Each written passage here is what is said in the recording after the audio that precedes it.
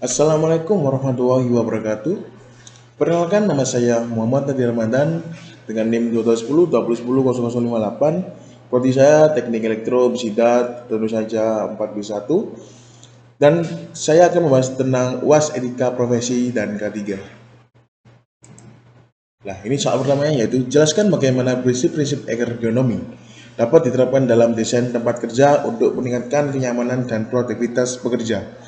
Jadi jawabannya adalah prinsip-prinsip ergonomi dapat diterapkan dalam desain tempat kerja untuk meningkatkan kenyamanan dan produktivitas pekerja melalui beberapa cara. Yang pertama, penyesuaian peralatan dan perabot. Menggunakan kursi yang dapat diatur ketinggiannya, meja yang sesuai dengan postur tubuh dan layar komputer, pada ketinggian mata yang sesuai dengan postur tubuh, dan layar komputer pada ketinggian mata untuk mengurangi ketegangan otot dan sendi. Yang kedua, pencahayaan yang memadai. Pencahayaan yang baik mencegah kelebihan mata dan meningkatkan konsentrasi. Yang ketiga, pengaturan ruang kerja. Penataan alat-alat kerja dalam jangka mudah sehingga mengurangi gerakan yang tidak perlu. Kita lanjut ke soal kedua. Sebutkan dan jelaskan beberapa contoh kasus di mana ergonomi yang buruk dapat menyebabkan cedera atau masalah kesehatan pada pekerja. Contoh kasus di mana ergonomi yang buruk dapat menyebabkan cedera atau masalah kesehatan pada pekerja. Satu, nyeri punggung. Nyeri punggung yang bawah, pekerja yang duduk di kursi tanpa dukungan lembar yang memadai sering mengalami nyeri punggung bawah. Yang kedua, carpal tunnel syndrome.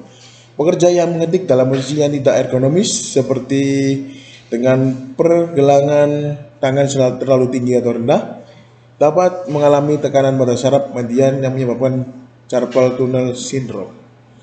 Yang ketiga, kelelahan mata.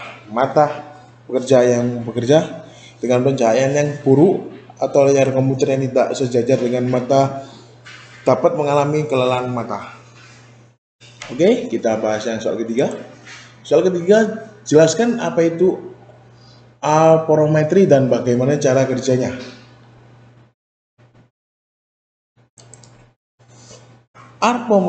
Aporometri adalah teknik atau metode untuk mengukur dimensi tubuh manusia dengan tujuan memahami variasi ukuran tubuh untuk berbagai aplikasi ergonomis.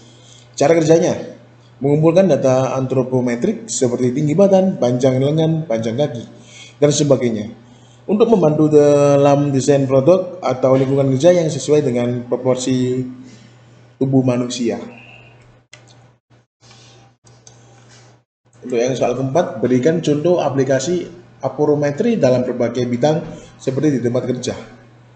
Aplikasi aporometri dalam berbagai bidang. Pertama, merancang kursi, meja, dan workstation yang sesuai dengan dimensi tubuh pekerja untuk meningkatkan kenyamanan dan efisiensi. Kedua, industri otomotif merancang kursi mobil, dashboard, dan kontrol kendaraan yang sesuai dengan ukuran tubuh pengemudi dan penumpang. Yang ketiga, kesehatan dan keselamatan. Merancang peralatan pelindung diri APD seperti helm, sarung tangan, dan masker yang sesuai dengan ukuran tubuh pengguna. Oke, kita lanjut soal nomor 5. Apa saja ya kelebihan dan kekurangan penggunaan aporometri? Jadi, kekurangan dan kelebihan atau kelebihan dan kekurangan. Yang pertama, kelebihan. Desain yang lebih tepat, peningkatan produktivitas, penghematan biaya. Kekurangan, biaya pengukuran, variasi individu, dan perubahan dimensi.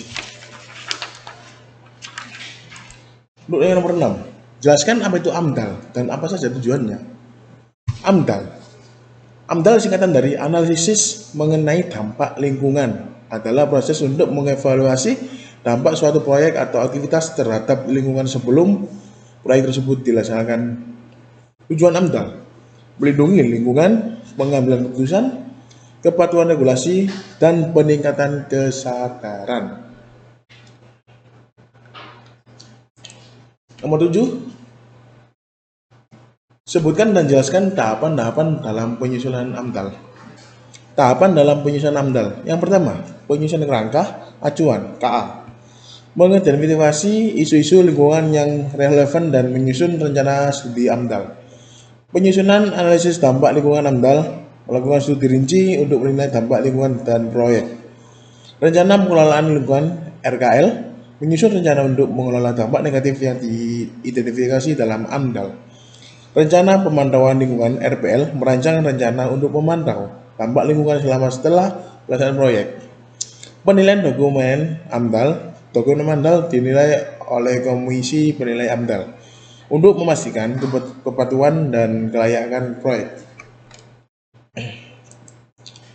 Nomor 8. Apa saja faktor-faktor yang perlu dipertimbangkan dalam penyusunan AMDAL? Faktor-faktor yang perlu dipertimbangkan dalam penyusunan AMDAL. Yang pertama, kondisi lingkungan awal. Memahami kondisi lingkungan sebelum proyek dimulai. Yang kedua, jenis dari skala proyek. Menilai jenis dan skala proyek serta potensi dampaknya. Yang ketiga, keterlibatan pemangku kepentingan. Mengikutsertakan masyarakat, pemerintah, dan pihak terkait lainnya dan dalam proses AMDAL. Yang terakhir, yang keempat, metode pengelolaan. Menentukan metode untuk mengelola dampak lingkungan. Kesembilan, sebutkan dan jelaskan beberapa jenis APD yang umum digunakan di berbagai industri.